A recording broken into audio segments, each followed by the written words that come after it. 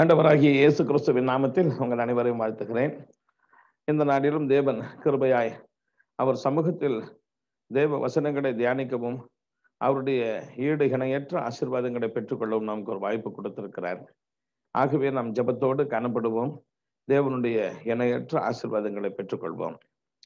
ஒரு வினாடி நாம் கண்களை மூடி நாம் ஜெபித்து இந்த வேத வசனங்களை தியானிக்க முற்படுவோம். ஜெபிப்போம். எங்கள் அன்பு பிதாவே, நாங்கள் கூப்பிடும் பொழுதெல்லாம் எங்களுக்கு அருகில் வந்து விடுகிற தெய்வமே, 2000 ஆண்டுகளுக்கு முன்பு எங்கள் ஒவ்வொருவருக்காகவும் சிலுவையில் அநியாயமாய் உயிரை கொடுத்தீர். அவர் தாமே எங்கள் பாடுகளை ஏற்றுக்கொண்டு எங்கள் துக்கங்களை சுமந்தார் என்று எழுதியிருக்கிறது. எங்கள் பாடுகளை நீக்குவதற்காக, எங்கள் துக்கங்களை நீக்குவதற்காக உயிரையே கொடுத்த தெய்வம், உயிரை கொடுக்க இந்த உலகத்தில் பிறந்த தெய்வம் இப்பொழுது வானம் திறந்திருப்பதாக அப்பா. மானம் இறங்கும், மானம் இறங்கும், மானம் இறங்கும். இந்த நிகழ்ச்சியை பார்க்கிற பிள்ளைகள் ஒவ்வொருவர் மீதும் ஆண்டவரே தகப்பனே ஒரு விசை எல்லா விதங்களிலேயும் அந்த பிள்ளைகளுடைய பாடுகள் உபத்திரவங்கள் தீர இப்பொழுது தேவ வல்லமை இறங்க வேண்டும் என்று சொல்லி செபிக்கிறேன். தேவ வல்லமை இறங்க வேண்டும் என்று சொல்லி செபிக்கிறேன். காரணமில்லாத பிரச்சனைகளும் போராட்டங்களும் உமது பிள்ளைகளுடைய அந்தரங்க வாழ்க்கை விட்டு ஓடி போகட்டும், குடும்ப வாழ்க்கை விட்டு ஓடி போகட்டும். இயற்கைக்கு அப்பாற்பட்ட ஒரு வல்லமை இப்பொழுது இறங்க வேண்டும். இந்த நிகழ்ச்சியை பார்க்கிற கேட்கிற அத்தனை பேர் மீதும் அற்புதங்களின் சக்தி இறங்கட்டும், அற்புதங்களின் சக்தி இறங்கட்டும். அந்த பிள்ளைகளுடைய குடும்பங்களில் சமாதானத்தை கெடுக்கிற, அன்பை கெடுக்கிற ஒவ்வொரு நிகழ்ச்சிகளை நரகத்திற்கு அனுப்புகிறேன், நரகத்திற்கு அனுப்புகிறேன், நரகத்திற்கு அனுப்புகிறேன். தேவனே, பானையில் செலவழிந்து போவதும் இல்லை, கலசத்தில் எண்ணெய் குறைந்து போவதும் இல்லை என்று தீர்க்கதரிசியை கொண்டு செழிப்பை ஆசீர்வாதத்தை கட்டளையிட்டு, அது போலவே உமது பிள்ளைகள் கைகள் ஒரு செல்வத்தை பெற்றுக்கொள்ள, ஒரு வருமானத்தை பெற்றுக்கொள்ள, தன் அன்றாட தேவைகளை குறைவில்லாமல் பெற்றுக்கொள்ள தேவனுடைய மகிமை இந்த பிள்ளைகள் மீது இறங்குவதா. எல்லா உரிமைகளை அதட்டுகிறோம், தரித்திரங்களை அதட்டுகிறோம், எல்லா பிசாசின் தந்திரங்களை அதட்டுகிறோம். ஒவ்வொரு கைகளை செடிக்க பண்ணும் ஆசீர்வாதத்தின் வல்லமை இறங்கட்டும், இறங்கட்டும், இறங்கட்டும், இறங்கட்டும். தேவனே, என் கால்கள் பலகீனமான கால்கள், என்னால் நடக்க முடியாது, நான் அடிக்கடி இந்த கால்களின் பலகீனத்தினால் பாதிக்கப்படுகிறேன் என்று சொல்லப்படுகிற விஷயத்தில் உமது பிள்ளைகளுடைய கால்கள் புது பலன் அடைவதாக, நல்ல ஒரு சுகம் அடைவதாக, நல்ல ஒரு சுகம் அடைவதாக. பொல்லாத பிசாஸ் காரணமில்லாத பயத்தை, திகளை கொண்டு வருகிறது.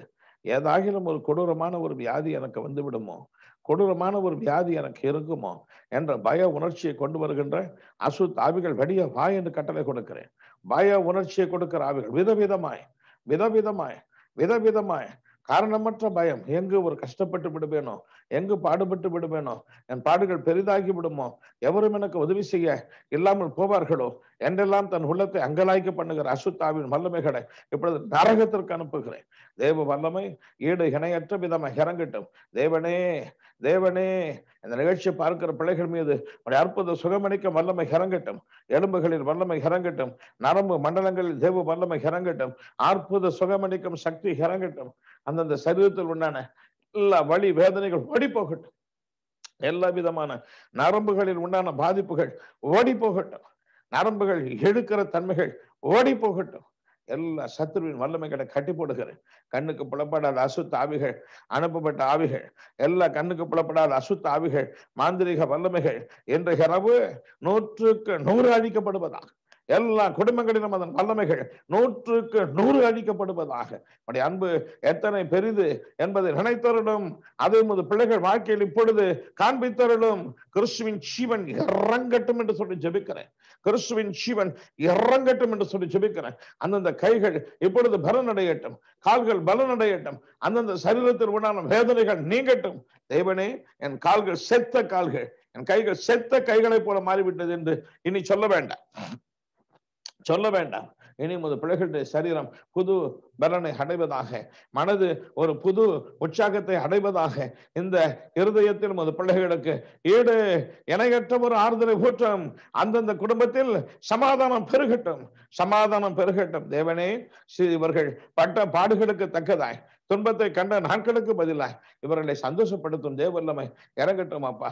ஒவ்வொருவரை ஆசீர்வதியும். ஒவ்வொருவர் உள்ளத்திலேயும் உடைய வல்லமை இறங்கிக் கொண்டே இருக்கட்டும், இறங்கிக் கொண்டே இருக்கட்டும், இறங்கிக் கொண்டே இருக்கட்டும், இறங்கிக் கொண்டே இருக்கட்டும். இப்பொழுதும் அந்த பிள்ளைகளை நீர் ஆசீர்வதித்துக் கொண்டிருக்கிறீர்.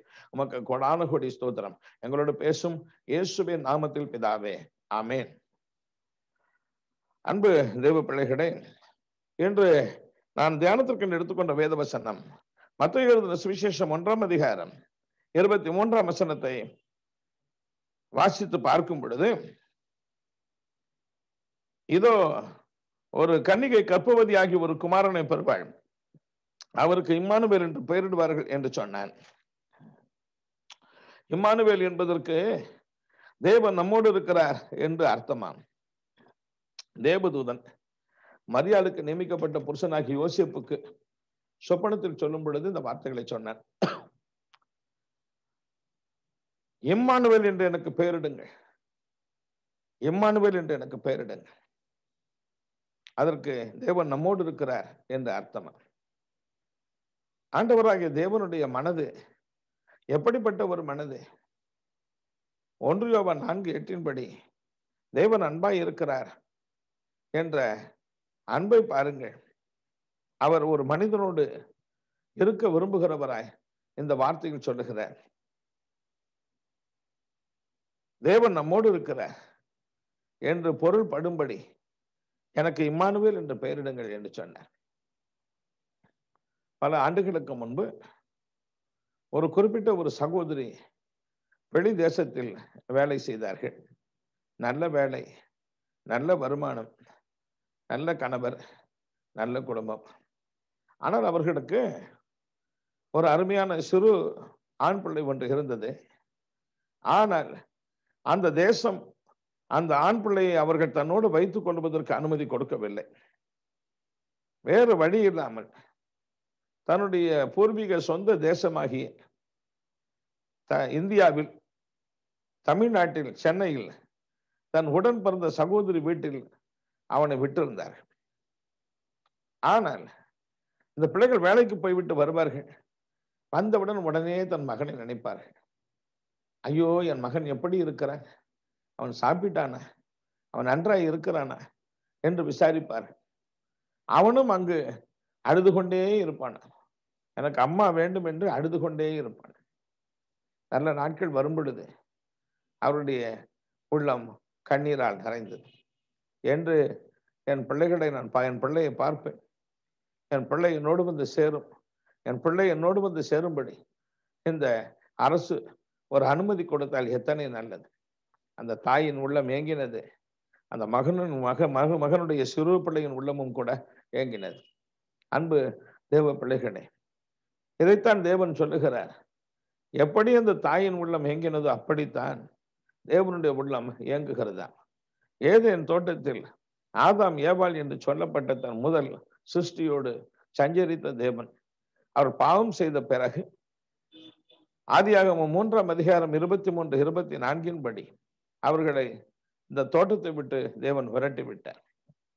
காரணம், ஏசாயா 59:2 சொல்லுகிறது, பாவம் மனிதனையும் தேவனையும் பிரிக்கிறது. ஆகவே அப்படி தேவனுடைய இன்ப குரலை இல்லையானால் அந்த மனுஷனுடைய குரலை கேட்டு சந்தோஷம் அடைந்த தேவன் அந்த குரலை கேட்கவில்லை. அவர்களை தனக்கு முன்பாக அவர்களால் வைத்துக் கொள்ள முடியவில்லை. ஆனாலும் கூட அன்புள்ள தேவன் மறுபடியும் இந்த இழந்த உறவை, அந்த பிள்ளைகளை மறுபடியும் தன்னோடு சேர்த்துக் கொள்ள வேண்டும். எரேமியா 31:3 சொல்கிறது, அநாதி சிநேகத்தால் உங்களை சிநேகித்தேன், காருண்யத்தினால் இழுத்துக்கொண்டேன். தேவன் நம்மை இழுத்துக் கொள்வதற்காக மறுபடியும் ஏதேன் தோட்டத்தில் எப்படி ஆதாம் அவரோடு சஞ்சரித்தார், அது போல நம்மோடு அவர் சஞ்சரிக்க, நாம் அவரோடு சஞ்சரிக்க, தேவன் நம்மோடு கூட இணைந்து விட, நாம் அவரோடு கூட இணைந்து விட நமக்கு ஒரு பாக்கியம் கொடுப்பதற்காக இந்த உலகத்தில் ஒரு மனிதனாய் பிறந்தார். அப்பொழுது அவருக்கு இம்மானுவேல் என்று பெயரிட வேண்டும் என்று சொன்னார். அன்பு தேவ பிள்ளைகளே, எப்படி அவர் இம்மானுவேலாய் நமக்கு மாறுகிறார் என்று வேத புத்தகத்தை வாசித்து பார்க்கும் பொழுது 1 தீமோத்தேயு 1ஆம் அதிகாரம் 15ஆம் வசனத்தில் பாவிகளை ரட்சிக்க கிறிஸ்து இயேசு உலகத்தில் வந்தார் என்று எழுதியிருக்கிறது. பாவிகளை ரட்சிக்க கிறிஸ்து இயேசு உலகத்தில் வந்தார். மத்தேயு 9:13 என்ற பகுதியை வாசித்து பாருங்க. பாவிகளை மனம் திரும்ப அழைக்க வந்தேன் என்று சொன்னார். தேவன் நம்மை அழைக்கிறார். எல்லோரும் மாறுங்கள் என்று அழைக்கிறார். நாம் அவரோடு சேர்ந்து விட வேண்டும். அவர் நம்மோடு சேர்ந்து விட வேண்டும். அவர் நம்மோடு சேர்ந்து விட வேண்டும். தேவனிடத்தில் சேருங்கள், அவர் உங்களிடத்தில் சேருவார் என்று நாம் அவரிடத்தில் சேரும்படி அவர் நம்மை அழைக்கிறார். இந்த அழைப்பு நம் வாழ்க்கையில் நிறைவேறி விட்டதா? நிறைவேறுகிறதா? ஏசாயா தீர்க்கதரிசியின் புஸ்தகம் 48:10 தேவன் சொல்லுகிறார், உபத்திரவத்தின் குகையில் உன்னை நான் தெரிந்து கொண்டேன். உபத்திரவத்தின் குகையில் நான் உன்னை தெரிந்து கொண்டேன். பல ஆண்டுகளுக்கு முன்பு ஒரு தகப்பன் ஒருவர் தன்னுடைய சிறு குழந்தை பலகீனப்பட்டு வியாதிப்பட்டு மரணத்திற்கு சமீபமாய் இருக்கிறது என்று ஒரு குறிப்பிட்ட ஜெபம் பண்ணுகிற ஒரு சகோதரனுக்கு முன்பு கை கட்டி நின்றார். நான் அவருக்கு அருகில் நின்றேன். அவரை பார்த்து கேட்டேன், என்ன பிரச்சனை என்று கேட்டேன். அப்பொழுது என்னோடு கூட இருந்த சகோதரன் சொன்னார், அந்த தகப்பனின் மகனை பார்த்து சொன்ன, நீ பீடி குடிக்கிறையா, நீ சாராயம் குடிக்கிற, அதனாலதான் உனக்கு இந்த கஷ்டம், உன் பிள்ளை பிழைக்காது என்ற. நான் பார்த்து கேட்டேன், என்ன விஷயம் என்று கேட்டேன். என்னுடைய சிறு குழந்தைக்கு 2 சிறுநீரகம் கெட்டு போனது, அதற்கு யூரின் போகவில்லை, மூச்சு அடைக்கிறது, மூச்சு இப்பொழுது நின்றுவிடும் போல் இருக்கிறது, மருத்துவர் பிழைக்காது என்று சொல்லிவிட்டார் என்று அழுதார். இந்த குழந்தை எங்கு வைத்திருக்கிறீர்கள் என்று கேட்டேன். ஒரு தேவனுடைய ஆலயத்தில் வைத்திருக்கிறோம் என்று சொன்னார்.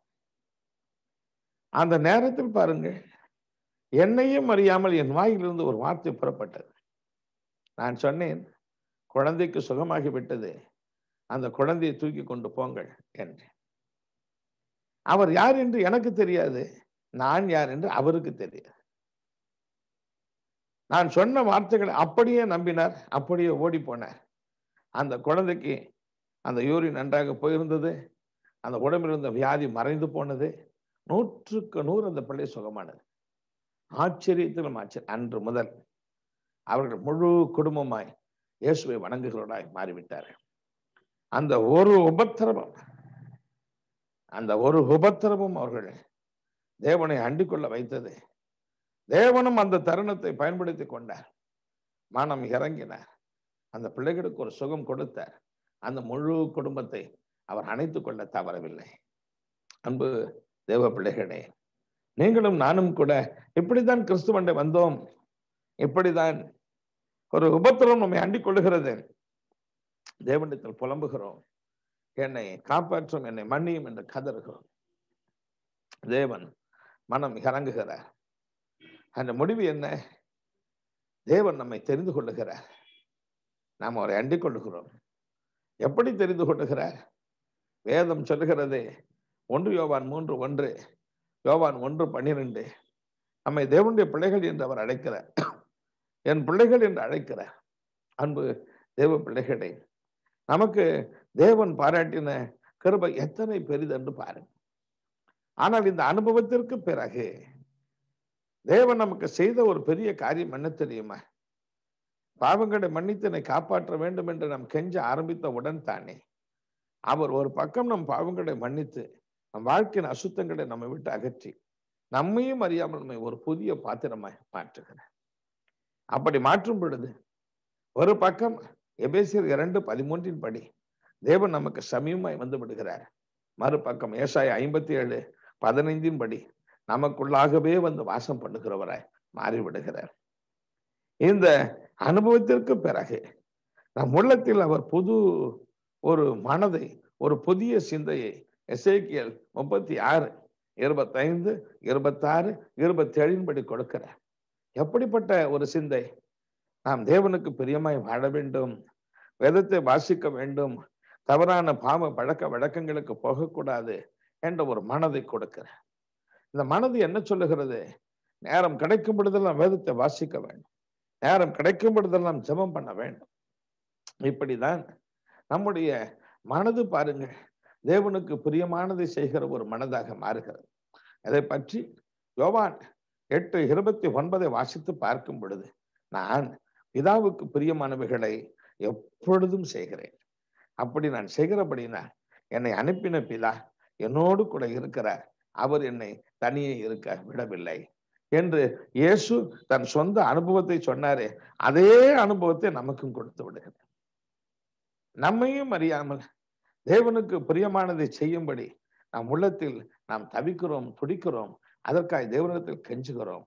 தேவனும் அந்த பாக்கியத்தை நமக்கு கொடுக்கிறார். ஆனால் அதே நேரத்தில் தேவன் நம்மை அப்படியே விட்டு விடுகிறாரா என்று சொன்னால் பாருங்க, அவர் நம்மை விட்டு விடுவதில்லை.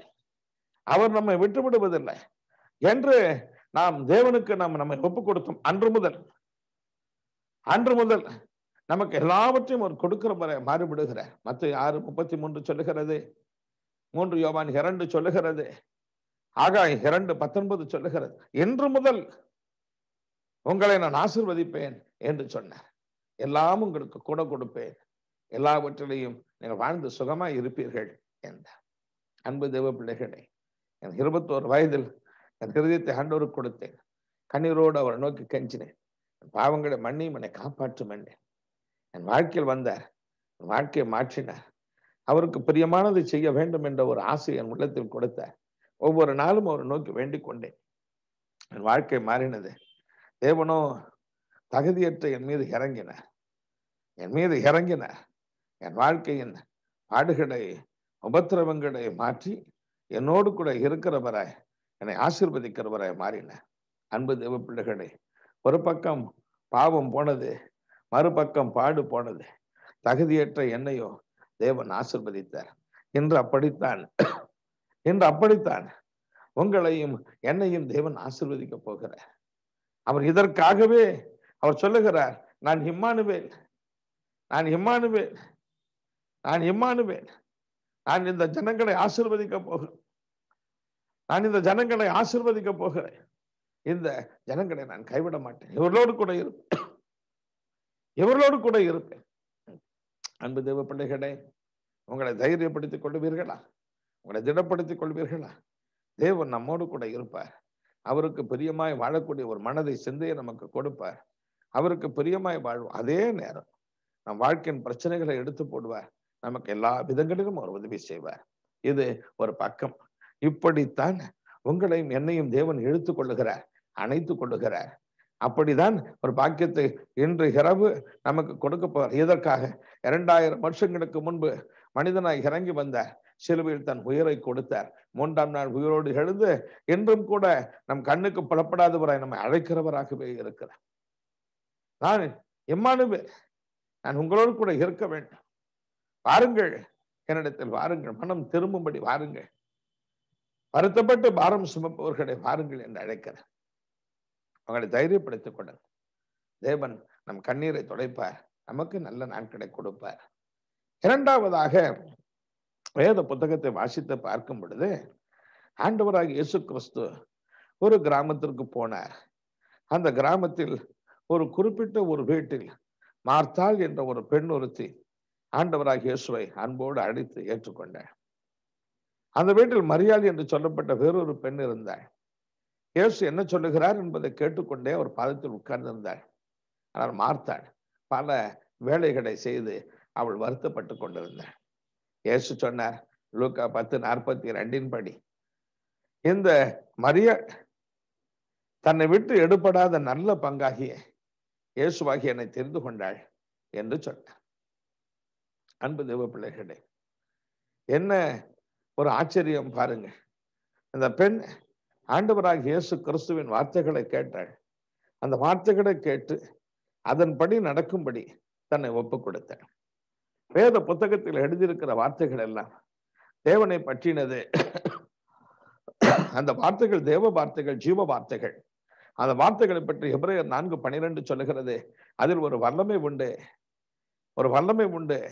இந்த வல்லமை சாதாரணமான ஒரு வல்லமை அல்ல. இந்த வார்த்தைகளை நீங்கள் வாசிக்கும் பொழுதும் சரி, நீங்கள் கேட்கும் பொழுதும் சரி, தேவன் இந்த வார்த்தையினால் ஒரு பக்கம் உங்களுக்கு உங்களுக்கு ஒரு உயிர் கொடுப்பது போல, செத்து போன ஒரு பிணத்திற்கு உயிர் வருவது போல உங்களை உயிர்ப்பிப்பார். சங்கீத புஸ்தகத்தை நீங்கள் வாசித்து பார்க்கும் பொழுது, சங்கீதம் 19ஆம் சங்கீதத்தை நீங்கள் வாசித்து பார்க்கும் பொழுது, அதில் குறிப்பாக 7ஆம் வசனத்தை வாசித்து பார்க்கும் பொழுது, அங்கு வேதம் சொல்லுகிறது, தேவன் என்ன செய்கிறார் பாருங்கள். தம்முடைய வார்த்தையின் மூலமாய் நம்மை உயிர்ப்பிக்கிறார். நம்மை உயிர்ப்பிக்கிறார். நம்முடைய செத்து போன ஒரு மனிதனுக்கு ஒரு உயிர் வந்தது போல நம் வாழ்க்கை, செத்த வாழ்க்கை, பாவ வாழ்க்கை, பரிசுத்தமான ஒரு வாழ்க்கை இந்த வேத வார்த்தையின் மூலமாய் உயிர்ப்பிக்கிறார். இது ஒரு பக்கம். ஆனால் மறுபக்கம் பாருங்கள், 1 பேதுரு 1:23 சொல்லுகிறது, இந்த வார்த்தைகளை வாசிக்க வாசிக்க வாசிக்க அவைகள் பிறந்த குழந்தையை போல, நாம் மறுபடி உண்டாக்கின ஒரு குழந்தையை போல, அவ்வளவு பரிசுத்தம் மிகுந்த நாம் குழந்தை போல மாற்றப்படுகிறோம் என்று, மறுபடியும் ஜெனிப்பிக்கப்படுகிறீர்கள் என்று எழுதியிருக்கிறது. அதே போல நீங்கள் யாக்கோபு 1ஆம் அதிகாரம் 21ஆம் வசனத்தை நீங்கள் வாசித்து பார்க்கும் பொழுதும் கூட, அங்கும் கூட வேத வசனம் என்ன சொல்லுகிறது பாருங்கள். அவர் இந்த தேவ வசனங்கள், ஜீவ வசனங்கள், இயேசுவை பற்றிய வசனங்கள் என்ன சொல்லுகிறது, அது நம்முடைய வாழ்க்கையில் காணப்படக்கூடிய சகல விதமான அழுக்குகளை நீக்குகிறது. சகல விதமான அழுக்குகளை நீக்குகிறது, அசுத்தங்களை நீக்குகிறது. அப்படி எல்லா விதமான அழுக்கையும் துர்க்குணத்தையும் ஒழித்துவிட்டு அது நம்மை ரட்சிக்கிறது. நம்மை ரட்சிக்கிறது. அன்பு தேவ பிள்ளைகளே, இப்படித்தான் நாம் ஒவ்வொரு நாளும் என்ன செய்கிறோம் பாருங்க. தேவ வசனத்தை, வேத வசனத்தை வாசிக்கும் பொழுது தேவன் அந்த வசனம் மூலமாய் நம் வாழ்க்கையில் ஒரு பெரிய ஒரு மாற்றத்தை கொடுக்கிறார். நம்மையும் அறியாமல் ஒரு சிறு குழந்தை போல மாறுகிறோம். நம்மையும் அறியாமல் சுத்தமாகிறோம். நம்மையும் அறியாமல் நம்முடைய செத்த வாழ்க்கை நல்ல ஒரு வாழ்க்கையாக மாறுகிறது. இது ஒரு பக்கம். அப்படியே நாம் கிறிஸ்துவை ஏற்றுக்கொள்வதன் நிமித்தம் தேவன் ஏதோ நம் வாழ்க்கையில் மாத்திரமல்ல, தேவன் செய்கிற அற்புதங்கள் பாருங்கள். ஆச்சரியம், ஆச்சரியம், ஆச்சரியம். எந்த நாளிலும் இந்த மரியாள் அந்த இயேசுவுக்கு இடம் கொடுத்து அவருடைய வார்த்தை வசனங்களை கேட்டால், அந்த நாள் முதற்கொண்டு இயேசு எப்பொழுது வந்தாலும் சரி அந்த கிராமத்திற்கு வருவார். பெத்தானியா என்ற கிராமத்திற்கு வருவார். அந்த வீட்டுக்கு வருவார். அந்த மகளை நலம் விசாரிப்பார். அது மாத்திரமல்ல, அந்த வீட்டாரையே நலம் விசாரிப்பார். ஒரு நேரம் அந்த வீட்டிலே ஒரு பொல்லாப்பு நேரிட்டது, தீங்கு நேரிட்டது. அந்த சகோதரின் உடன் பிறந்த சகோதரன் லாசரு என்ற சகோதரன் வியாதிப்பட்டு போனான். அந்த வியாதியில் அவன் மரித்தும் போனான். ஆனால் அந்த நாட்களில் இயேசு அங்கு இல்லை.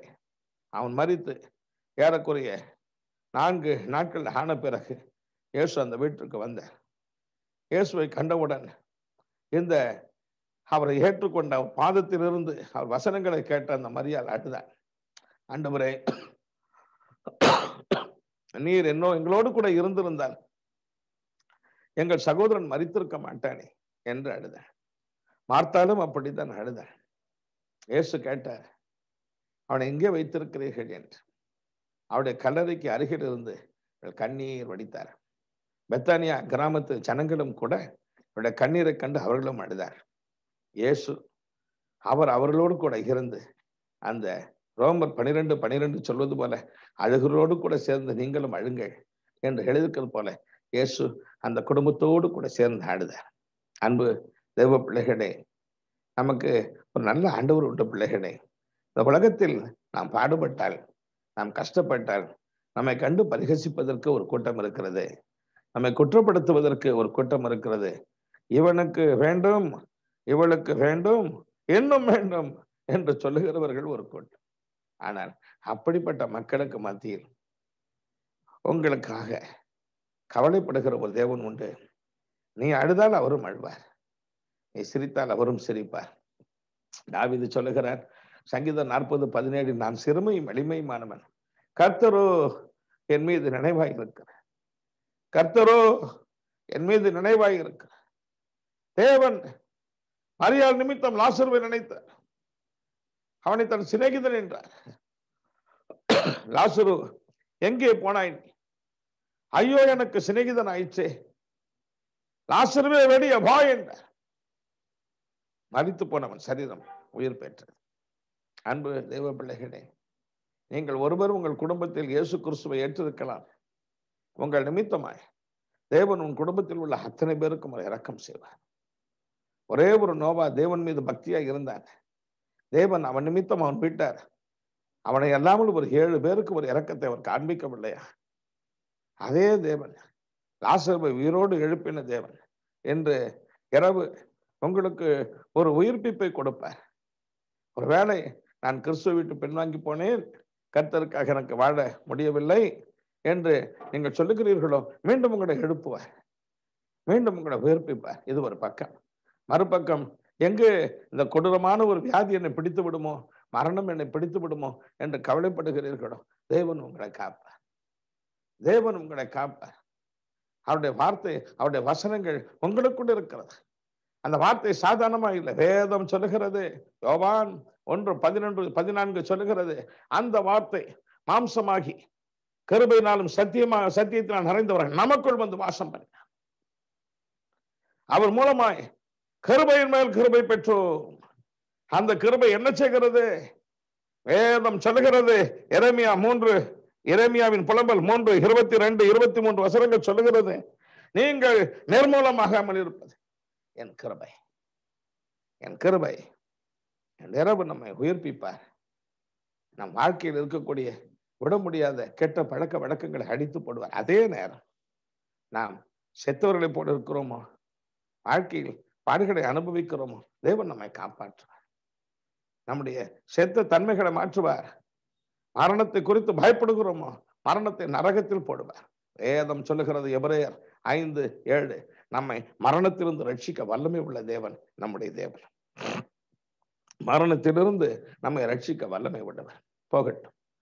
மூன்றாவதாக, இந்த தேவன் நம்மை பற்றி சொல்லும் பொழுது, தம்மை பற்றி சொல்லும் பொழுது, எனக்கு இம்மானுவேல் என்று பெயரிடுங்கள். காரணம், நான் சிருஷ்டித்த என் பிள்ளைகளோடு கூட, என் மனிதர்களோடு கூட நான் இருக்க வேண்டும். தேவன் நம்மோடு இருக்கிறார் என்று பொருள்படும்படி அவர் அப்படி சொன்னார். தேவன் நம்மோடு கூட எப்படி இருக்கிறார்? நம் பாவங்களை மன்னியும் என்று கதரும் பொழுது நம்ம ரட்சித்து நமக்குள் வந்து வாசம் பண்ணுகிறார். வேத வசனங்களை நாம் வாசிக்கும் பொழுது நம்மை புது சிருஷ்டியை மாற்றுகிறார். செத்த நிலைகளை மாற்றுகிறார். நம் வாழ்க்கையின் உபத்திரவத்தை மாற்றுகிறார். மரணத்தின் வல்லமைகளை அழித்து நமக்கு உயிர் கொடுக்கிறார், காப்பாற்றுகிறார். இயேசு சொன்னார், மத்தேயு 7:7-8 வாசித்து பாருங்க. கேளுங்கள், அப்பொழுது உங்களுக்கு கொடுக்கப்படும் என்று சொன்னார். யோவான் 14:14 இயேசு சொன்னார், என் நாமத்தில் நீங்கள் எதை கேட்டாலும் அதை நான் தருவேன் என்று சொன்னார். இயேசு கிறிஸ்து பாருங்க, நம் மீது வைத்திருக்கிற அன்பு எத்தனை பெரிது என்று பார். அவர் சொன்னார், எதை கேட்டாலும் தருவேன், எதை கேட்டாலும் தருவேன். அன்பு தேவ பிள்ளைகளே, ஆனால் அவர் சொன்னார், நீங்கள் கேட்க வேண்டும் என்றார். இந்த காரியத்தை குறித்து நாம் பார்க்கும் பொழுது தீர்க்கதரிசி எரேமியா 33:3 வாசித்து பாருங்க. அவர் சொன்னார், என்னை நோக்கி கூப்பிடு என்று ஒரு கட்டளையை தேவன் தீர்க்கதரிசி மூலமாய் கொடுத்தார். அதே வார்த்தையைத்தான் நாம் அப்படி கூப்பிடும் பொழுது தேவன் என்ன செய்கிறார்? 145 சங்கீதம் 18 வாசித்து பார்க்கும் பொழுது, அப்படி கூப்பிடும் பொழுது நமக்கு அருகில் வந்து விடுகிறார், நம்மோடு கூடவே இருந்து விடுகிறார். உண்மையாய் தம்மை நோக்கி கூப்பிடுகின்ற அவருக்கும் அவர் சமயமாய் இருக்கிறார். அப்படி அவர் நமக்கு சமயமாய் வந்த பிறகு அவர் என்ன செய்வாராம்? சங்கீதம் 91 சங்கீதத்தை வாசித்து பார்க்கும் பொழுது, 15 வாசித்து பார்க்கும் பொழுது, அங்கு வேதம் சொல்லுகிறது, அவன் என்னை நோக்கி கூப்பிடுவான், நான் அவனுக்கு மறு உத்தரவு அருளி செய்வேன், ஆபத்தில் நான் அவனோடு இருந்து அவனை தப்புவித்து அவனை கனம் பண்ணுவேன்,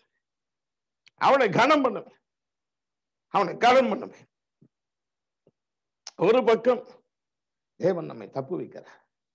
வாழ்க்கையின் உபத்திரவங்கள் வருகிறது. இயேசு சொன்னார், யோவான் 16:33, இந்த உலகத்தில் உங்களுக்கு உபத்திரம் உண்டு, உபத்திரம் இல்லாத ஒரு வாழ்க்கை இல்லை. ஏதோ ஒரு உபத்திரம் ஒவ்வொரு பெண்ணையும் ஒவ்வொரு மனுஷனையும் ஆட்டி படைக்கத்தான் செய்கிறது. கலங்கி விடுகிறோம், புலம்பி விடுகிறோம். இயேசு சொல்லுகிறார், வாருங்க, என்னிடத்தில் வாருங்க. என்ன செய்ய வேண்டும்? அவர் நோக்கி கூப்பிட வேண்டும். என் பாடுகள் எனக்கு தாங்க முடியவில்லை, என்னை காப்பாற்றும் என்று அவர் நோக்கி கெஞ்சி கண்ணீர் வடிக்க வேண்டும். தேவன் அப்படி கண்ணீர் வடிக்கும் பொழுது எங்கிருப்பாராம்? நம் அருகில் வந்து விடுவாராம்.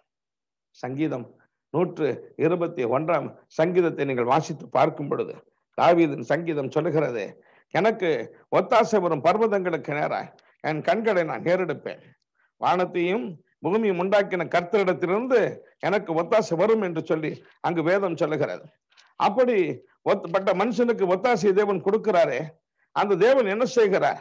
இந்த வேதம் சொல்லுகிறது, பாருங்கள், நமது வலது பக்கத்தில் ஒரு நிழலாக இருந்து விடுகிறார். அவர் நோக்கி கூப்பிடுகிற ஒரு மனுஷனுக்கு அவன் வலது பக்கத்தில் ஒரு நிழலை போட்டு இருக்கிறார். என்னாலும் அவன் வலது பக்கத்தில் இருக்கிறார். எதற்கு? அவன் கூப்பிடுவான், அவனுக்கு மறு உத்தரவு கொடுப்பேன். ஆபத்தில் நான் அவனோடு கூட இருந்து அவனை தப்புவித்து அவனை கனம் பண்ணுவேன். அன்பு தேவ பிள்ளைகளே, தேவன் நம் கூப்பிடுதலுக்கு உதவி செய்வார். சங்கீதம் 34:19 சொல்லுகிறது, நீதிமானுக்கு வரும் துன்பங்கள் அநேகமாயிருக்கு, அவைகள் எல்லாவற்றிலும் இருந்து கர்த்தர் அவனை விடுவிப்பார். சோர்ந்து போகாதிருங்க. ஏதோ வாழ்க்கையின் கஷ்டம் உங்களை பிடித்து கொண்டதா, ஒரு உபத்திரம் உங்களை பிடித்து கொண்டதா, இருந்தாலும் நம்ம தப்பிக்க முடியாது என்று சொல்லி யோசிக்கிறீர்கள். இல்லை, ஆண்டவரே எனக்கு உதவி செய்யும் என்று கூப்பிடுகிற ஒரு கூப்பிடுதல் தேவனுடைய மனதை அசைக்கும். ஒன்று, தேவனுக்கு துதி செலுத்துகிற காரியம். 2, கண்ணீரோடு ஜெபம் பண்ணுகிற காரியம். இந்த 2 காரியங்கள் தேவனுடைய உள்ளத்தை அசைக்கும். கண்ணீரோடு அண்ணாள் ஜெபம் பண்ணினாள், தேவன் அவளுக்கு பதில் கொடுத்தார். எப்படி பதில் கொடுத்தார்? தேவன் தான் அவள் கற்பத்தை அடைத்திருந்தார். அதே தேவன் அவளுக்கு பதில் கொடுக்கிறவரை தன்னை மாற்றிக்கொண்டார். அவர் சொன்னார், மனம் மாறுவதற்கு நான் மனிதன் அல்ல என்றார். அதே தேவன் அன்பினால் தன்னை மாற்றிக் கொள்கிறேன் என்றார். வியாதிப்பட்ட ஏசாயாவை கொண்டு சொன்னார், நீ மரித்து போவாய், நாட்களை உன் காரியங்களை ஒழுங்குபடுத்தேன். அவன் கண்ணீர் வடித்தான், ஜெபம் பண்ணினான். அவர் உள்ளம் மாறிற்று. அவர் சொன்னார், ஏசாயை பார்த்து, எசேக்கியாவுக்கு நீ சொல்ல வேண்டியது, அவன் கண்ணீரை கண்டேன், அவன் விண்ணப்பத்தை கேட்டேன், அவன் சாவதில் என் வார்த்தை பொய்யாய் போனாலும் பரவாயில்லை, அவன் சாகக்கூடாது, இன்னும் 15 ஆண்டு காலம் அவன் இருக்கட்டும். அன்பு தேவ பிள்ளைகளே, தேவன் நம் ஜெபத்தில் நம் மீது அன்பு வைக்கிறவர். ஒரே ஒரு நாள் ஒரு சொட்டு கண்ணீர் வடித்தால் போதும், வாழ்நாள் முழுவதும் மறக்க மாட்டார்.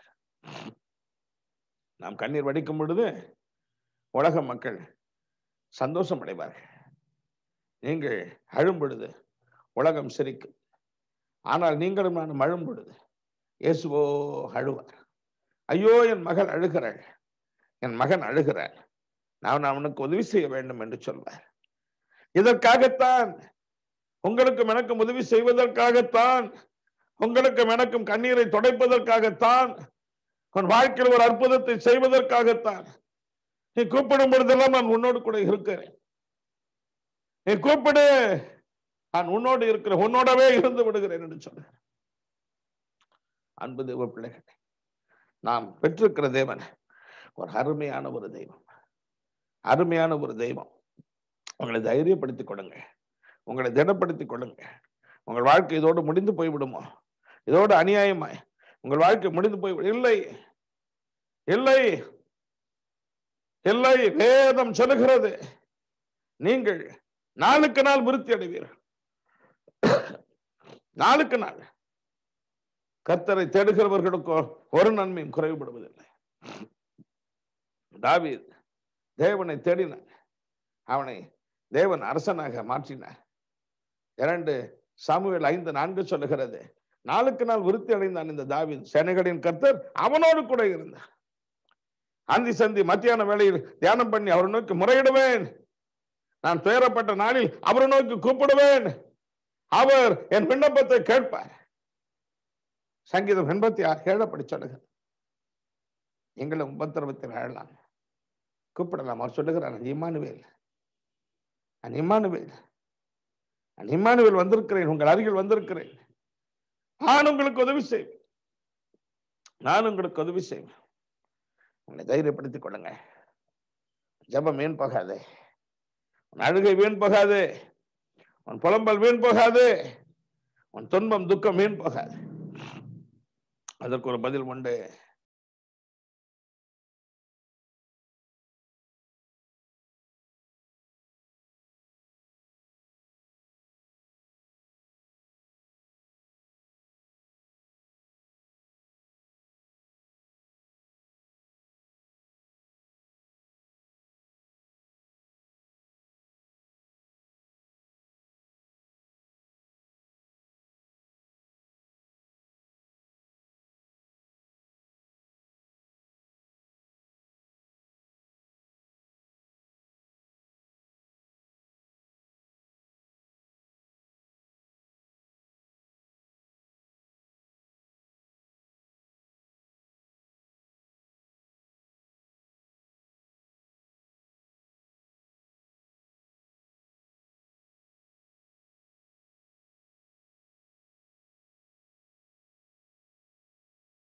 அடையாய் நீ முற்றிலுமே மூச்செடி போல பற்றிடுமே, மோசம் அடையாய் நீ முற்றிலுமே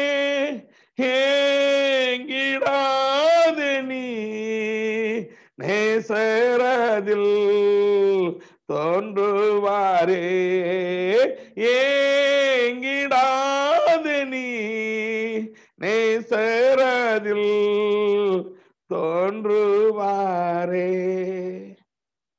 தேவன் வருவார், நம் கண்ணீரை துடைக்க வருவார். அவர் இம்மானுவேல், நம்மோடு கூட இருக்கிறவர். வேதத்தை வாசிக்கும் பொழுதும் அவர் நமக்குள் வருவார். என் பாவத்தை மன்னியும் என்று கதரும் பொழுதும் நமக்குள் வாசம் பண்ணும்படி வருவார். நம் வாழ்க்கையின் உபத்திரவத்தை அவரிடத்தில் சொல்லி அழும் பொழுதும் அவர் நமக்குள் வருவார். நம்மை கைவிட மாட்டார். வாழ்நாள் முழுவதும் நம்மை காப்பாற்றுவார். இந்த தேவன் என்றென்றைக்கும் உள்ள சதா காலம் நமது தேவன். மரண பரியந்தம் நம்மை நடத்துவார். சங்கீதம் 48:14 அப்படி சொல்லுகிறது. தைரியமா இருங்க. வேத புத்தகத்தை வாசித்து பார்க்கும் பொழுது இயேசு சொன்னார், மத்தேயு 28:20, இதோ உலகத்தின் முடிவு பரியந்தம் சகல நாட்களிலும் நான் உங்களோடு கூட இருக்கிறேன் என்று. நான் உங்களோடு கூட இருக்கிறேன். சீசர்களை பார்த்து சொன்னார், மத்தேயு 28:18, வானத்தின் பூமியிலும் சகல அதிகாரம் எனக்கு கொடுக்கப்பட்டிருக்கிறது. நீங்கள் புறப்பட்டு போய் சகல ஜாதிகளையும் எனக்கு சீஷராக்குங்க. பிதா குமாரன் பரிசுத்தாவினால் அவர்களுக்கு ஞானஸ்தானம் கொடுங்க. நான் உங்களுக்கு சொன்ன உபதேசத்தை அவர்களுக்கு போதியுங்க, உபதேசம் பண்ணுங்க. நான் உங்களோடு கூட இருக்கிறேன் என்று சொன்னேன். இதே காரியத்தை நீங்கள் மார்க் எழுதின சுவிசேஷத்தில் வாசிக்கலாம். 16ஆம் அதிகாரத்தில் 15ஆம் வசனத்திலிருந்து வாசிக்கலாம். அங்கு இயேசு சொன்னார், நீங்கள் உலகம் முழுவதும் சென்று சர்வ சிருஷ்டிக்கும் சுவிசேஷத்தை பிரசங்கியுங்கள் என்று. தேவன் ஒரு கட்டளையாக அவருடைய அன்பை பெற்ற உங்களுக்கும் எனக்கும் அவர் இதை சொல்லி போயிருக்கிறார். அப்படி அவரை பற்றி நாம் மற்றவர்களுக்கு சொல்லும் பொழுது அவர் என்ன செய்வார்? மார்க் 16:20 சொல்லுகிறது, அவரை பற்றி நாம் பேச பேச பேச நம் அருகில் இருப்பார். நம் அருகில் இருப்பார், நம்மோடு கூட இருப்பார். என்ன காரியத்தை பேசுகிறோமோ அந்த வார்த்தை உண்மை என்று நிரூபிப்பதற்காக நம் மூலமாய் அற்புத அடையாளங்களை செய்து அந்த வார்த்தைகளை உறுதிப்படுத்துவார். மார்க் 16:20 அப்படி சொல்லுகிறது. எப்படி அற்புதங்களை செய்வார்? மார்க் 16:17 சொல்லுகிறது, பிசாசுகளை துரத்துவார். வியாதி அஸ்தர்கள் தலைகள் கைகளை வைக்கும் சுகம் பெறுவார்கள். உங்கள் மூலமாய் சுகமளிக்கும் வல்லமையை அவர் கட்ட விழுப்பார். இன்னும் மத்தேயு 10ஆம் அதிகாரம் 1ஆம் வசனம் 8ஆம் வசனத்தை வாசித்து பாருங்க.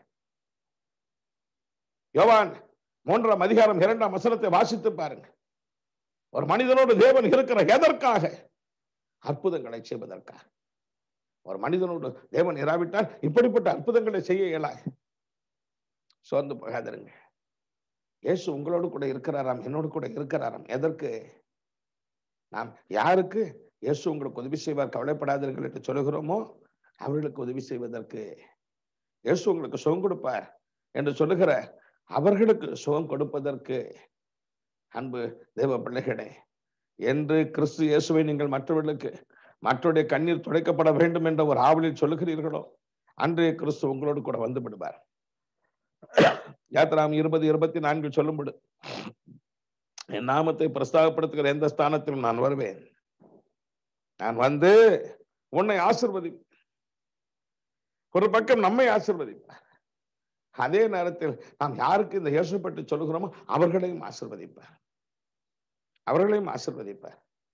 அன்பு தேவ பிள்ளைகளே, ஒரு சிறு ஊழியத்தை செய்து வருகிறேன். என்னுடைய சிறு 1990ஆம் ஆண்டிலிருந்து ஏதோ ஒரு சிறு ஊழியத்தை செய்து வருகிறேன். நான் ஒரு பெரிய ஊழியக்காரன் அல்ல, நான் எல்லாம் அறிந்தவனும் அல்ல, எனக்கு அவ்வளவு ஞானமும் அல்ல, அவ்வளவு புத்தியும் அல்ல. ஏதோ என்னுடைய அனுபவத்தை சொல்லி வருகிறேன், அவ்வளவுதான். சொன்னதே தான் சொல்லுவேன். தேவன் 21 வயதில் என்னை ரட்சித்தார் என்று ஒவ்வொரு நாளும் சொல்லுவேன்.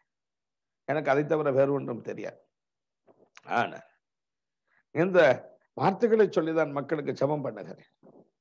ஒரு பக்கம் தேவன் வருகிறார், தகுதியற்ற என் வாழ்க்கையில் வருகிறார், என்னை ஆசீர்வதிக்கிறார், என் வாழ்க்கையின் உபத்திரவத்தை மாற்றுகிறார். எவ்வளவோ உபத்திரவத்தில் இருந்தேன், பாடுகள் இருந்தேன், சஞ்சலங்கள் இருந்தேன், மக்கள் எள்ளி நகையாடும்படி இருந்தேன். ஆனால் என் வாழ்க்கையின் அத்தியாவசியமான தேவைகளை கொடுத்தார். சமுதாயத்தில் ஒரு மனுஷனை போல என்னை வாழ வைத்தார். மற்றவர்கள் என்னை கனம் பண்ணுவர்களாய் மாறும்படி அவர் எனக்கு அனுக்கிரகம் பண்ணினார். மறுபக்கம் பல தரப்பட்ட மக்களுக்கு ஏதோ ஜெபம் பண்ணுகிறேன். அவர்கள் அத்தனை பேரும் சொல்வார்கள், ஐயா எங்களுக்கு இந்த கஷ்டம் போய்விட்டது, நீங்கள் சொன்னபடியே நடந்தது, எங்களுக்கு சுகம் கிடைத்து விட்டது என்று சொல்வார்கள். இதை கேட்கும் பொழுது பாருங்கள், ஒரே ஆச்சரியம். இதை கேட்கும் பொழுது ஒரே ஆச்சரியம், நமக்கே புரியவில்லை. சில வருடங்களுக்கு முன்பு ஒரு குறிப்பிட்ட ஒரு சகோதரர் அமெரிக்க தேசத்திலிருந்து என்னோடு கூட பேசினார். அவர் சொன்னார், ஐயா என்னுடைய மருமகளுக்கு மனநோய், அவள் பூட்டின அறையை விட்டு வெளியே வருவதில்லை, ஒருவரிடத்திலும் பேசுவதில்லை, எந்த ஒரு காரியமும் செய்வதில்லை,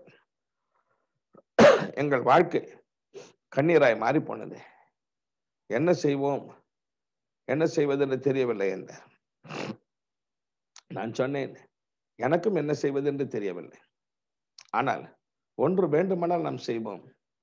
ஒவ்வொரு நாளும் இரவு 12 மணிக்கு என்னை கூப்பிடுங்க, நான் ஜெபத்தில் போனிலே ஒரு ஜெபம் பண்ணுகிறேன், தேவன் உங்களுக்கு ஒரு அற்புதத்தை செய்யட்டும் என்றேன். ஒவ்வொரு நாளும் இரவு அவர் என்னை போனில் கூப்பிடுவார், தேவனே இந்த மகனுடைய மருமகளை நீ தொட வேண்டும், அந்த மகளுக்குள் உம்முடைய வல்லமை அனுப்ப வேண்டும், அவளை சுகமாக்க வேண்டும் என்று ஒரு ஜெபத்தை செய்தேன். ஆச்சரியத்திலும் ஆச்சரியம், சரியா ஒரு வாரம் 10 நாள் கூட ஆகவில்லை. அந்த பெண் மெல்ல அந்த அந்த இருட்டு அறையை விட்டு வெளியே வந்தாள். தன்னுடைய கணவனை பிள்ளைகளை பார்க்க ஆரம்பித்தாள். கொஞ்சம் கொஞ்சமாக பேச ஆரம்பித்தாள். தன் வேலைகளை எல்லாம் செய்ய ஆரம்பித்தாள். ஒரு நாள் இந்த சகோதரர் சொன்னார், பிரதர் எனக்கு ரொம்ப சந்தோஷம் என்றார். இன்றைக்கு என் மருமக சர்ச்சுக்கு போயிட்டு வந்து எங்கள் எல்லோருக்கும் சமையல் பண்ணியிருக்கிறாள், அவள் பூரணமாய் சுகமாகி விட்டு, எனக்கு அது போதும், நான் இப்பொழுது என்னுடைய மகள் வீட்டை பார்க்க போகிறேன் என்று சொன்னார். அன்பது தேவ பிள்ளைகள், ஏதோ கிறிஸ்து இயேசுவை பற்றி மற்றவர்களுக்கு ஒரு அறிவிக்கிறோம், அவர்களுக்கு ஜெபம் பண்ணுங்க.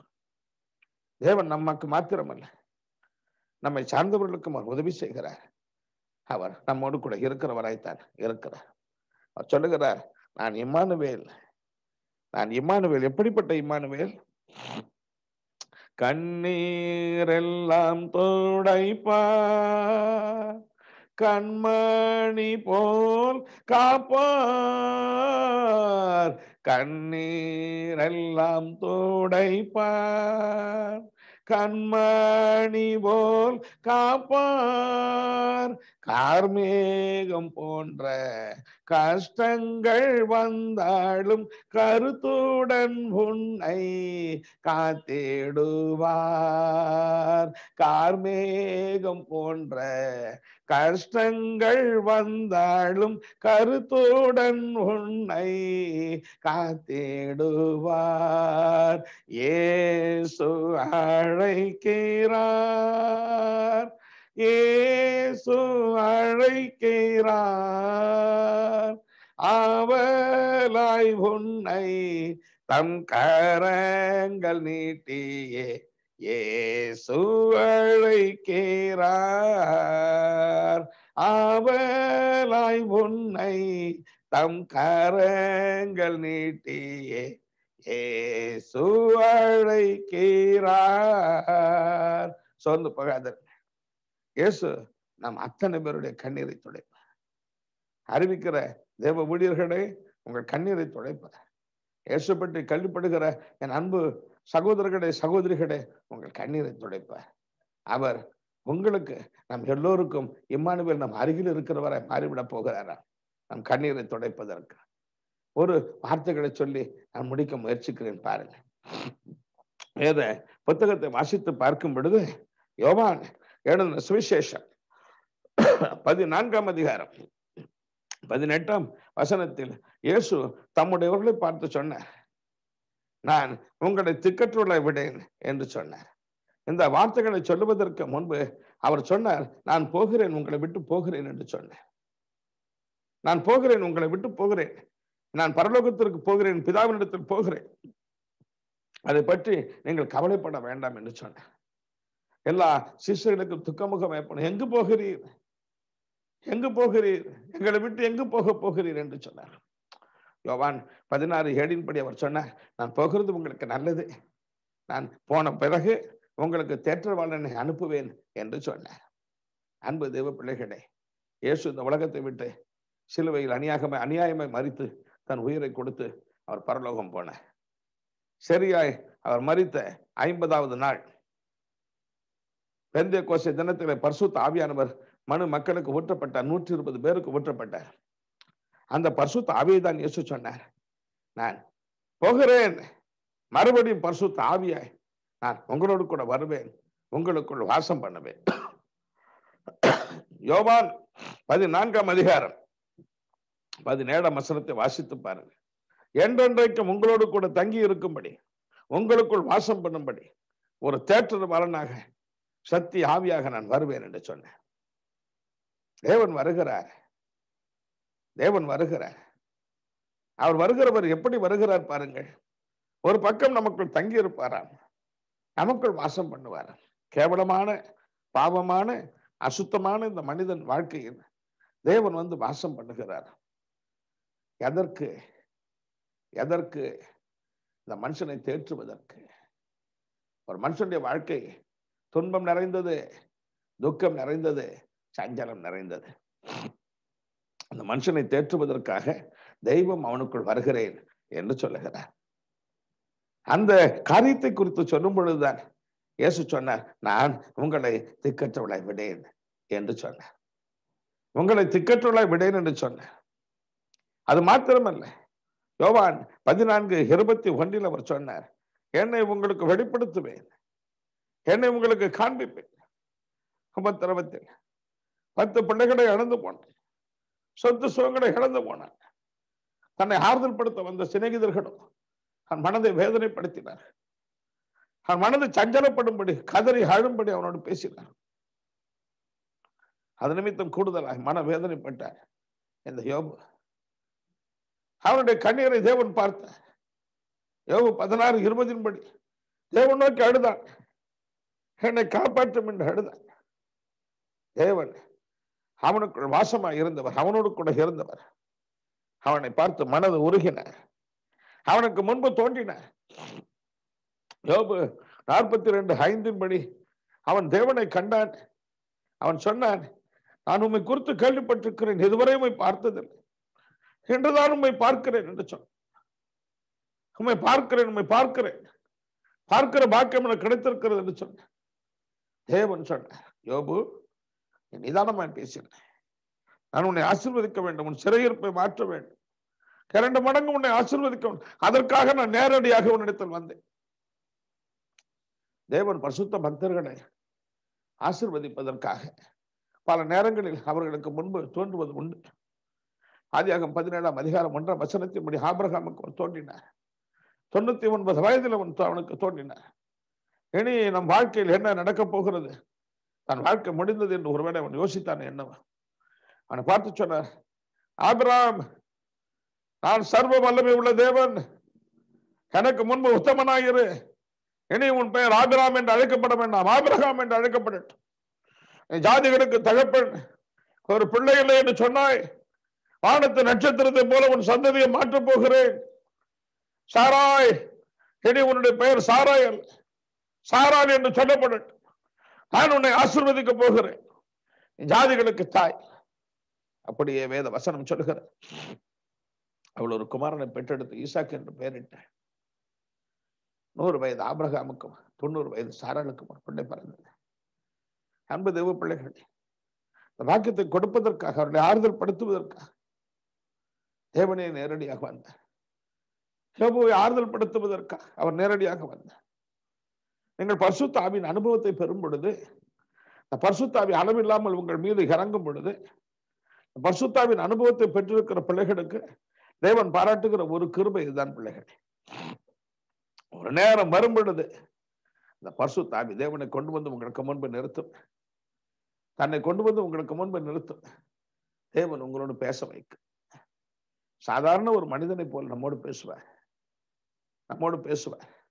பத்ம தீவில் கண்ணீர் வடித்து அழுகிறான். சுவிசேஷத்தின் நிமித்தம் எனக்கு இந்த பாடு என்று சொல்லுகிறான்.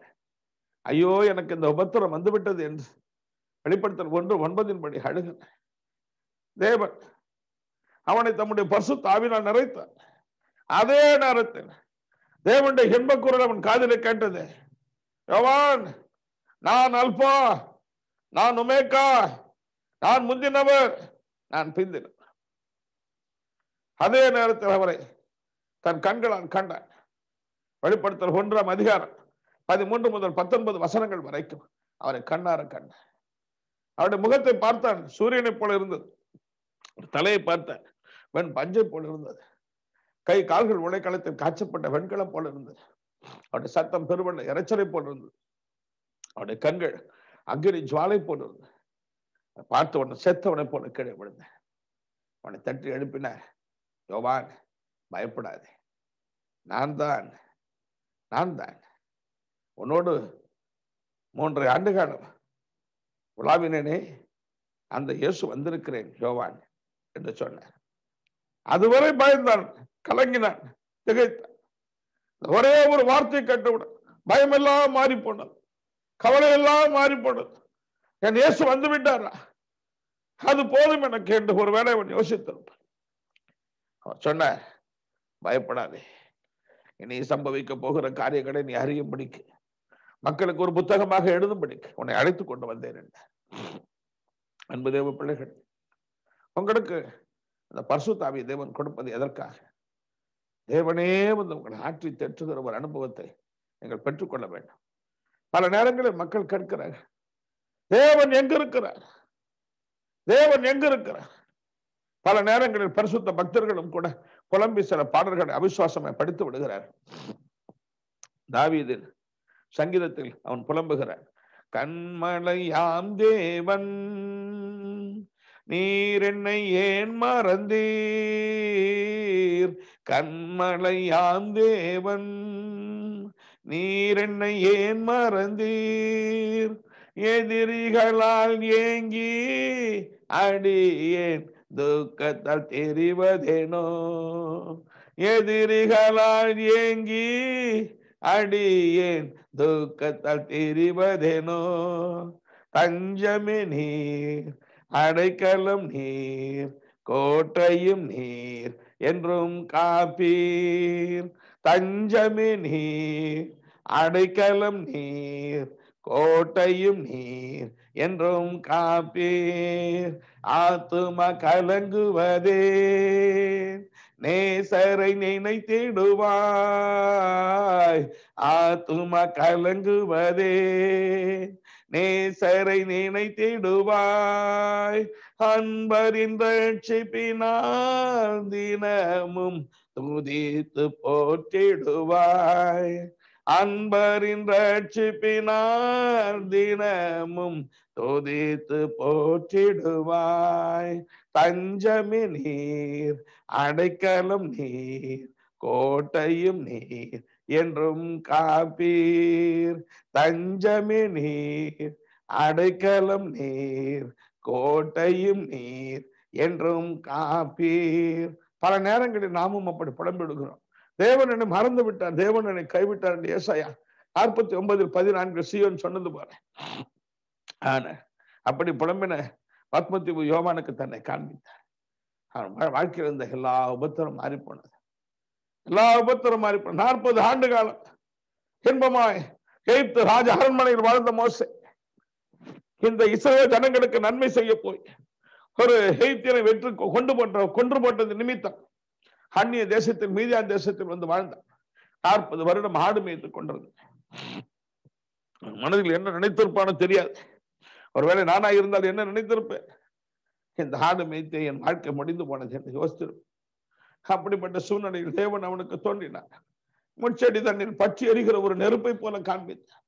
மோசே வா என்று கூப்பிட்டு அவன் பார்த்தான். இந்த முச்செடி பற்றி எரிகிறது, ஆனால் கருகாமல் இருக்கிறது. என்ன அற்புத காட்சியை நான் கிட்ட போய் பார்ப்பேன் என்று போய் பார்த்தேன். தேவன் அழைத்தார், அவனுக்கு தன்னை காண்பித்தார். மோசே மோசே நீ வா, நான் உன்னை என்ப கானானுக்கு ஜனங்களை அழைத்துக் கொண்டு போவதற்கு உன்னை அனுப்புவேன் வா என்ற. அவன் சொன்னான், வேறு யாராவது அனுப்பும், நான் அந்த இருதயம் உள்ளவன், நான் திக்கு வாயன், எனக்கு வாய் பேச தெரியாது. பல காரணங்களை சொன்னேன். தேவன் இல்லை, நீதான் உன்னை பார்வோனுக்கு தேவனாக்குவேன் வா, ஆரோனுக்கு உன்னை தீர்க்கதரிசியாய் மாற்றுவேன் வா என்று சொன்ன. அவனை அழைத்த நீதான் வேண்டும், பாடுபட்ட நீதான் வேண்டும். அவனுக்கு முன்பாக தோன்றினார். அவன் ஒவ்வொரு முறையும் ஜெபம் பண்ணும் பொழுது வேதம் சொல்லுகிறது, என்னாகும் 12:7 அவன் தேவனின் சாயலை அவன் காண்கிறவனாக இருந்தான். தேவனின் சாயலை காண்கிறவனாக இருந்தான்.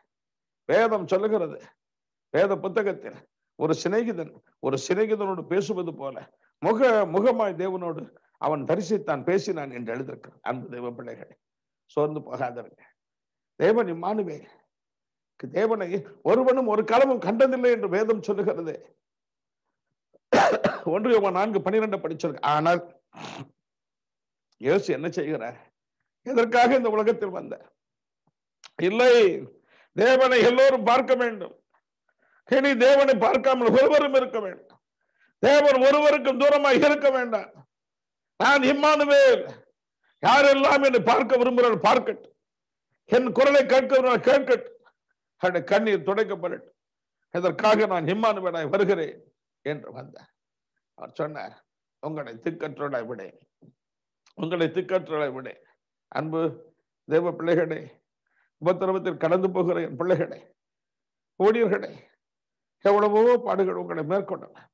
சோர்ந்து போகாதீர்கள். உங்களை இருக்கும் நிலைமையில் உங்களை தைரியப்படுத்திக் கொண்டு தேவனே உடைய பரிசுத்த ஆவியானவரை நிரப்பும் என்று கேட்டு தேவன் வருவார், உங்களை பலப்படுத்துவார், நிச்சயமாய் பலப்படுத்துவார், உங்களோடு பேசுவார், உங்களுக்கு தன்னை காண்பிப்பார், உங்களுக்கு ஒரு தேவ தரிசனம் கொடுப்பார். மறுபடியும் உங்கள் வாழ்க்கை இன்பமான வாழ்க்கையை மாறுபடி கர்த்தர் உங்களுக்கு உதவி செய்வார். இதற்காகவே ஆண்டவராக இயேசு சொன்னார், நான் இம்மானுவேல், நான் இம்மானுவேல், நான் இம்மானுவேல். பாவங்களை அறிக்கையிடும் பொழுது நமக்கு இம்மானுவேலாய் நம்மோடு கூட இருக்கிறவரை மாறிவிடுகிறார். அவருடைய வார்த்தை வசனங்களை கேட்கும் பொழுது, அதை வாசிக்கும் பொழுது நம்மை குழந்தையாக மாற்றுகிறார்.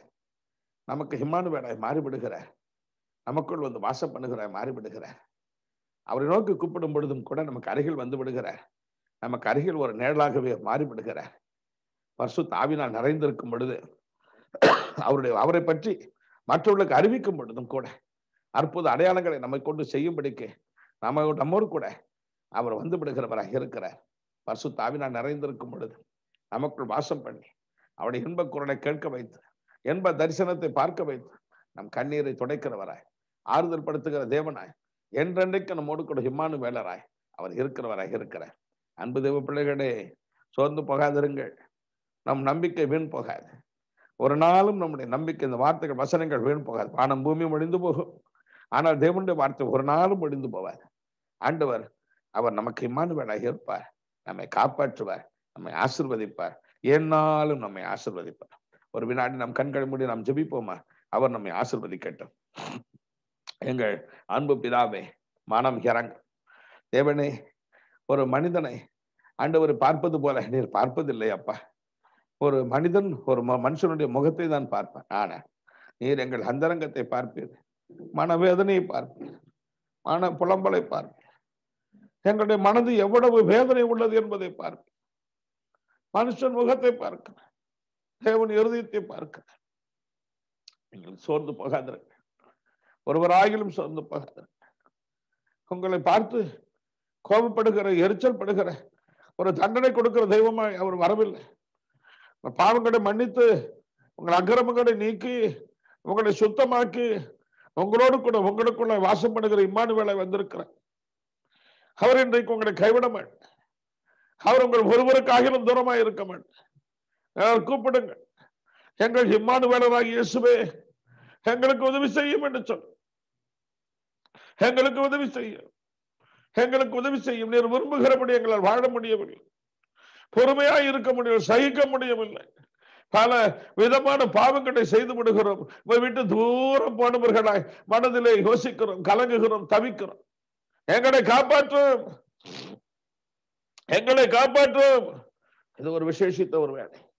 தேவன் இறங்கி வருவார், தேவன் இறங்கி வருவார். இப்பொழுது உங்களுக்குள்ளாகவே இறங்கி வருவார். அவரை நோக்கி கூப்பிடுங்க, அவரை நோக்கி கூப்பிடுங்க. எனக்குள்ளாக வாருமே, என் வாழ்க்கை பசுத்தமாக்குமே, நான் உமக்கு பிரியமாய் வாழ வேண்டுமே, பிதாவுக்கு பிரியமானவைகளை நான் எப்பொழுதும் செய்கிறபடினார். பிதா என்னை தனியே இருக்க விடவில்லை, அவர் என்னோடு கூட இருக்கிறார் என்று சொல்லப்பட்டிருக்கிறதே. நானும் இந்த அனுபவத்தில் வாழ வேண்டுமே, நானும் இந்த அனுபவத்தில் வாழ வேண்டுமே.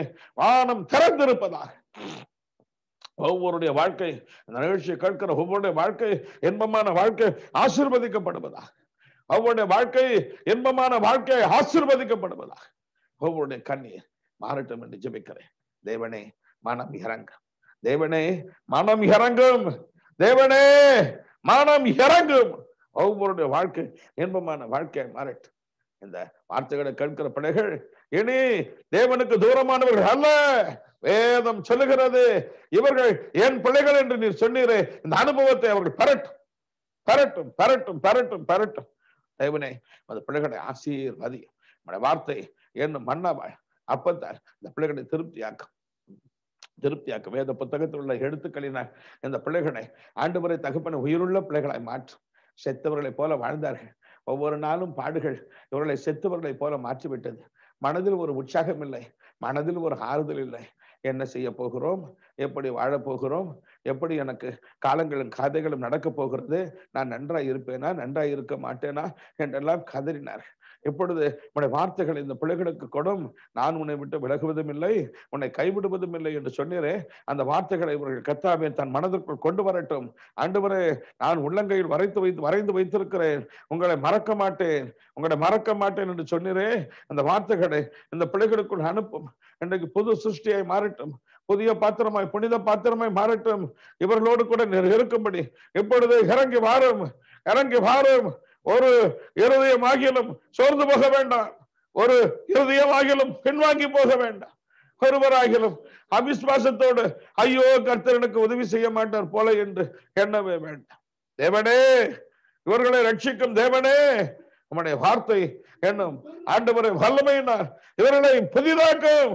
சகல கொடிய துர்க்குணங்களை ஒழித்து விட்டு, எல்லா பாவ அழுக்கை பிடித்து விட்டு, இந்த பிள்ளைகள் உம்மை அண்டிக் கொள்வதற்கு இம்மானுவேல என்னோடு கூட இருக்கிறார். என் அனுபவத்தை இப்பொழுது பெறட்டும்.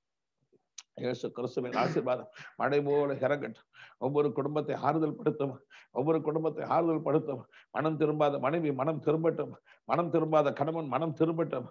சிறு பிள்ளைகளுடைய சரீரத்தை தொட்டு சுகமாக்கும், சிறு பிள்ளைகளை தொட்டு சுகமாக்கும்.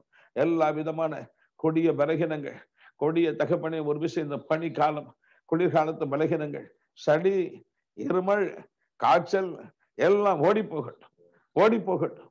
சளி, இருமல், காய்ச்சல் ஓடி போகட்டும். காரணம் இல்லாத பயம் ஓடி போகட்டும். தேவனே, இப்பொழுது இவர்களுக்கு இறங்கும். வேதம் சொல்லுகிறது, ஆண்டவரே ஆபத்தில் என்ன நோக்கி கூப்பிடட்டும், நான் இவர்களை தப்புவிக்கட்டும், இவர்களுக்கு மறுபுத்தரவு கொடுக்கட்டும், இவர்களை கனப்படுத்தட்டும். அன்பு பிதாவே, இவர்கள் மீது உம்முடைய வல்லமை பல 1000 கோடி மடங்காய் இறங்குவதாக. ஆண்டவரை என்ன காரியத்திற்காய் இப்பொழுது உம்மை நோக்கி கூப்பிட்டு கொண்டு இருக்கிறார்களோ அதில் அற்புதத்தை செய்யும். வியாதி படுக்கை இன்று இவர்களுக்கு முடிந்து பெறட்டும். இன்றோடு இந்த வியாதி படுக்கை மறையட்டும், மாறட்டும். இப்பொழுது ஆண்டவரே, சரீரம் முடியவில்லை என்று படுத்த படுக்கையாக இருக்கிற பிள்ளைகள் ஒவ்வொரு படுக்கையிலையும் ஒரு சுகமளிக்கும் சக்தி இந்த பிள்ளைகளை நிரப்புவதாக நிரப்புவதாக. ஹல்லேலூயா, ஹல்லேலூயா. வியாதி படுக்கை எடுத்து போடுகிறேன்.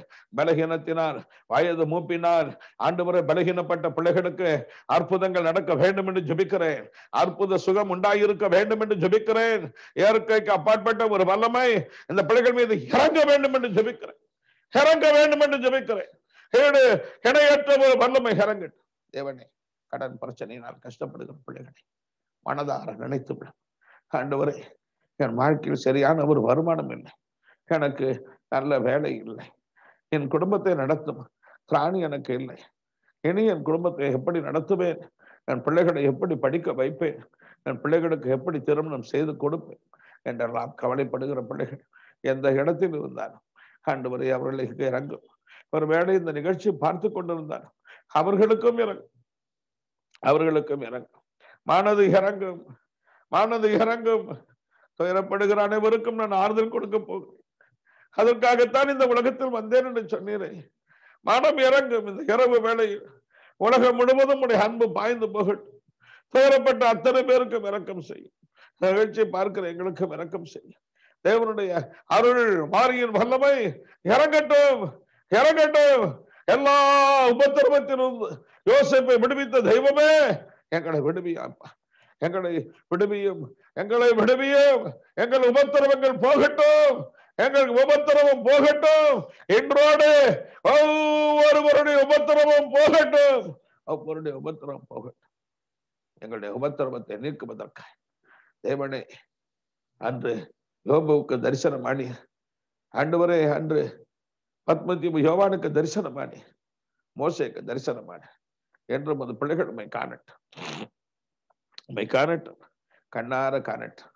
ஒவ்வொரு கண்களை திறந்தரட்டும், ஒவ்வொரு ஹிருதயத்தை திறந்தரட்டும். ஒவ்வொருடைய ஹிருதயம் பிரகாசமான மனக்கண்களாய் மாறட்டும். ஒவ்வொருடைய கண்கள் ஆவியின் கண்களாய் மாறட்டும். ஒவ்வொரு கண்கள் ஆவியின் கண்களாய் மாறட்டும். ஒவ்வொரு மனுஷனையும் கண் திறக்கப்பட்ட ஒரு மனுஷனாய் மாறட்டும். கண் ஆர்வமை பார்க்கட்டும். எங்கள் மனதை சந்தோஷப்படுத்தும்படி நீர் பேசுகிற இன்பக் குரலை கேட்கிறவர்களாய் நாங்கள் மாறட்டும். தேவனே, உலகத்து மக்கள் பேசி பேசி பேசி எங்கள் மனதை நொறுங்க பண்ணினது போதும், எங்கள் மனதை உடைத்தது போதும், நாங்கள் அழுதது போதும்.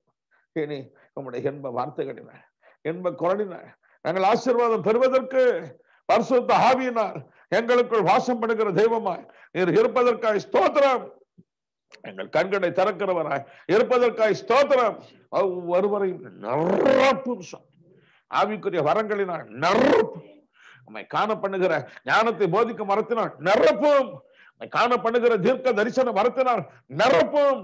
உம்மை காண பண்ணுகிற அறிவை உணர்த்துகின்ற மரத்தினால் நிரப்பும். சுவாமி, எல்லா மனக்கண்கள் திறக்கட்டும். ஞான திருஷ்டி அடைந்து உம்மை தரிசித்தேன் என்று சொன்ன பவுலின் அனுபவம் பிள்ளைகளுக்கு உண்டாகட்டும். இந்த பிள்ளைகளை ஆறுதல் படுத்த ஒவ்வொருவர் மீதும் ஒரு ஆசீர்வாதமான மழை இறங்கட்டும், இறங்கட்டும். எல்லா முகத்தின் கண்ணீரை தொடையும், எல்லா முகத்தின் கண்ணீரை தொடையும். வியாதியை உன்னை விட்டு விலக்குவேன் என்று சொன்னீரே, வியாதிகள் மறைந்து போகட்டும், குடும்ப கஷ்டங்கள் மறைந்து போகட்டும், எல்லா பாடுகள் மறைந்து போகட்டும். உலகம் கொடுத்திராத ஒரு ஆறுதல், உலகம் கொடுத்திராத என்ப ஆறுதல் ஒவ்வொருவரை நிரப்பட்டும். தேவனே, இவர்களை ஆசீர்வதியும்.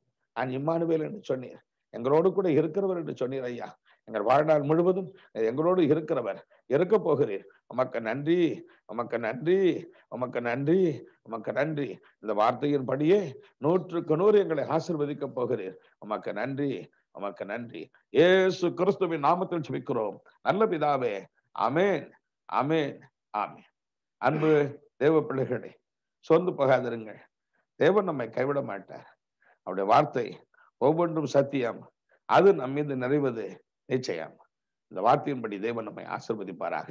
ஆமென், ஆமென், ஆமென்.